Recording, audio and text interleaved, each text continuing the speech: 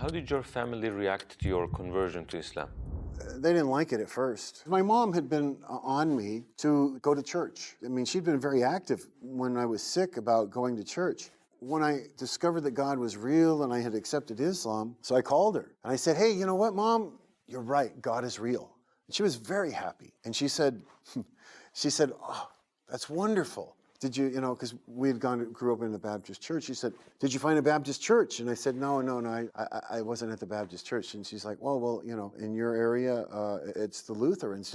Was it the Lutheran church? And I said, no, I wasn't at the Lutheran church. She said, oh no, it wasn't the Catholics, was it? And I said, no, it wasn't the Catholics. And she just wouldn't let up. I felt embarrassed to tell her because I knew she wouldn't like the answer, but she wouldn't let up. And so she, where did you find God at? And I said, well, Mom, you want to really know where God's at? You got to go to the mosque. And she started to cry and said, oh no, that's not God, and hung up on me. But a couple of years later, I was visiting her in her house, and a family friend that, she had called to talk to my mom, and I had answered the phone. And her name was Ruth. Ruth said, I hear, you're doing well, and your mom is so happy.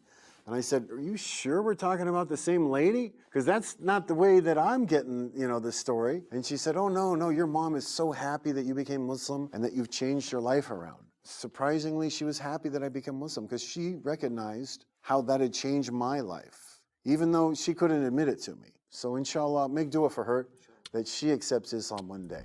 What was